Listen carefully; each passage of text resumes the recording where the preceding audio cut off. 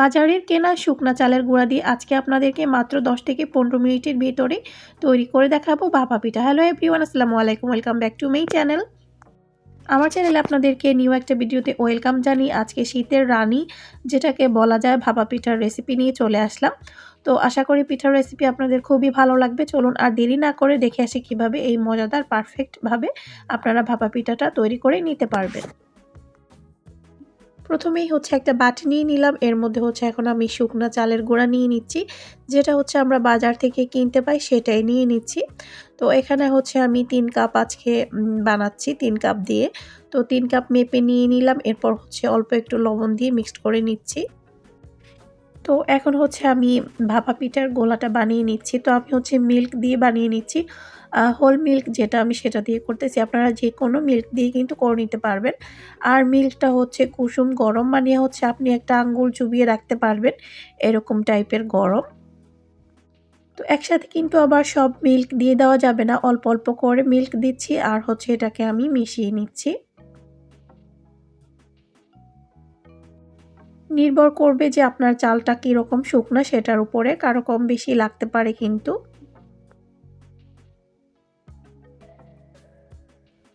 তো বেশ কিছুক্ষণ হচ্ছে এভাবে করে আমি এটাকে মিশিয়ে নিব।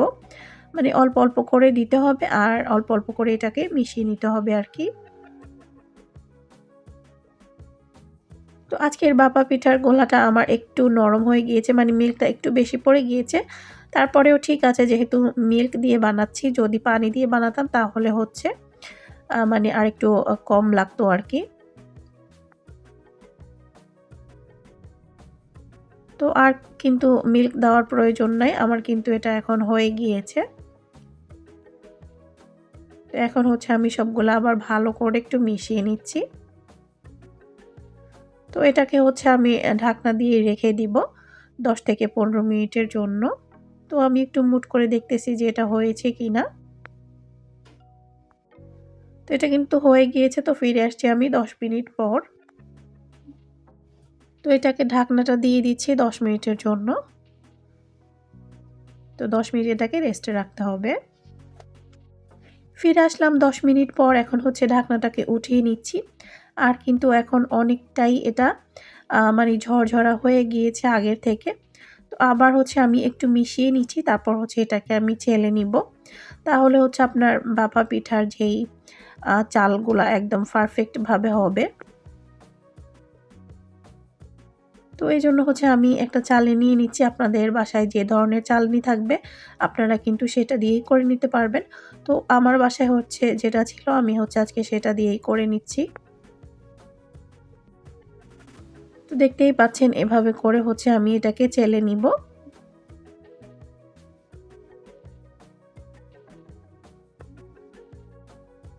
তো এই যে খুব সুন্দর করে হচ্ছে এগুলা নিচে পড়ে যাবে। এভাবে করে হচ্ছে আমি সবগুলা গোলাকেই চেলে নিব।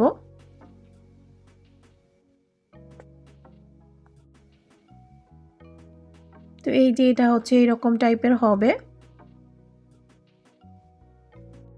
তো আমার ভাপা পিঠার জন্য গুঁড়িটাকে যেভাবে রেডি করার দরকার একদম পারফেক্টভাবে হয়েছে। আমি একটু আপনাদেরকে কাছ থেকেও দেখিয়ে দিচ্ছি। দেখতেই পাচ্ছেন এটা মানে খুবই পারফেক্ট হয়েছে। আর হচ্ছে আমি এখানে নিয়ে নিয়েছি নারকেল, ফ্রেশ নারকেল নিতে হবে অবশ্যই। আমি হচ্ছে আজকে এখানে দানাদার গুড় দিয়ে বানাচ্ছি। আপনারা চাইলে গুড়, তারপর হচ্ছে আরও হচ্ছে গুড় পাওয়া যায় বড় টাইপের, সেগুলা দিয়েও বানাতে পারেন। তো আপনাদের হাতের কাছে আসলে যেগুলো থাকবে সেগুলা দিয়েই আপনারা বানিয়ে নিবেন। তো আমি হচ্ছে গুড়গুলাকে একটা প্লেটের মধ্যে নিয়ে নিচ্ছি। তাহলে হচ্ছে আমার পিঠাগুলা বানাতে ইজি হবে। প্রথমে হচ্ছে আমি অল্প পরিমাণ নিচ্ছি, পরে আরও প্রয়োজন হলে আরও নিব। এখন হচ্ছে আমি ভাপা পিঠাগুলা রেডি করে নিব। তো আমার কাছে ২ টা ভাপা পিঠার বাটি আছে। তো আমি হচ্ছে ছোটটা দিয়ে বানাচ্ছি। তো প্রথমেই হচ্ছে ভাপা পিঠার যেই চালের ইয়াটা আমি সেটা দিয়ে দিলাম। তারপর হচ্ছে উপর দিয়ে একটু নারকেল দিয়ে দিলাম। এরপর হচ্ছে এখন গুড় দিয়ে দিচ্ছি। আপনারা যে সেইম এভাবেই বানাতে হবে এমন কোনো কথা নাই। আপনাদের কাছে যেভাবে ইজি লাগে, যেভাবে আপনারা বানাতে পছন্দ করেন কিংবা হচ্ছে যেভাবে আপনারা বানান সেভাবেই আপনারা বানিয়ে নিতে পারেন। তো আবার হচ্ছে চালের বেটাটা দিয়ে তারপর উপরে আমি হচ্ছে আবার কিছুটা নারকেল দিয়ে দিলাম। এরপর হচ্ছে উপরে আবারও আমি গুড় দিয়ে দিচ্ছি। এরপর হচ্ছে আবারও আমি চালের মিশ্রণটা উপর দিয়ে দিব। তারপর হচ্ছে পিঠাটাকে আমি ভাপে দিয়ে দিব। ভাপা পিঠা বানানো কিন্তু কঠিন কিছু না, একদমই ইজি। জাস্ট কয়েকটা স্টেপ ফলো করলেই কিন্তু হয়ে যায়।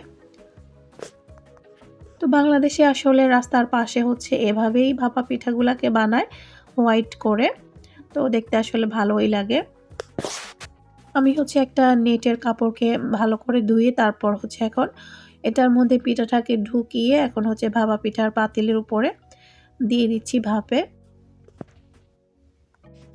আর পিঠা ভাপ হতে কিন্তু বেশি টাইম লাগবে না, ৪-৫ মিনিটের মতো লাগবে। তো এখন হচ্ছে আমি ঢাকনা দিয়ে দিচ্ছি।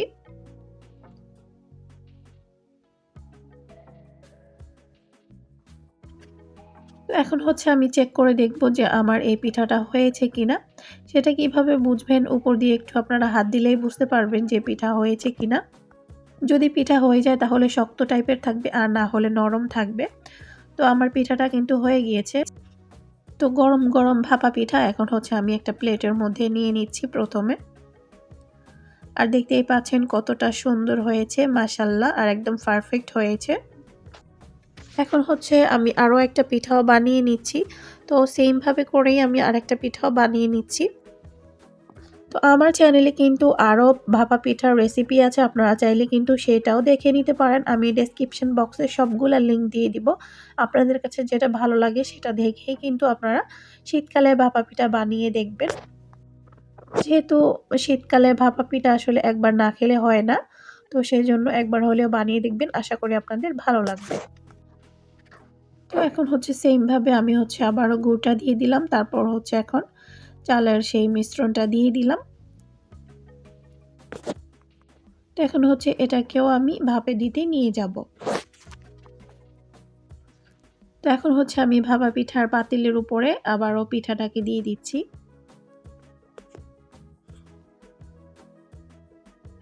তো আবারও হচ্ছে এখন এটাকে আমি ঢাকনা দিয়ে রেখে দিব কিছুক্ষণের জন্য। কিছুক্ষণ পর এখন হচ্ছে ঢাকনাটাকে উঠিয়ে নিচ্ছি। তো এখন হচ্ছে এটাকেও চেক করে নিলাম। এই পিঠাটাও কিন্তু আমার হয়ে গিয়েছে। তো আমি এটাকেও এখন উঠিয়ে নিব। তো সেম ভাবে হচ্ছে আমি সবগুলা পিঠাকেই বানিয়ে নিব।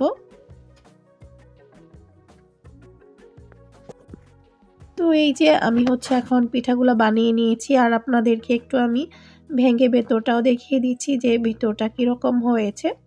আর পিঠাগুলা কিন্তু দেখতেই পাচ্ছেন একদমই পারফেক্ট ভাবে হয়েছে। আপনারাও যদি এভাবে ফলো করেন সবকিছু পারফেক্ট ভাবে আপনাদের পিঠাগুলাও হবে। তো আজকের ভাপা পিঠার রেসিপি আপনাদের কাছে কেমন লেগেছে সেটা কিন্তু অবশ্যই কমেন্ট করে জানাতে ভুলবেন না। তো এই শীতে একবার হলেও এই রেসিপি ট্রাই করে দেখবেন। আজকের মতো এখানেই বিদায় নিচ্ছি। আল্লাহ হাফেজ।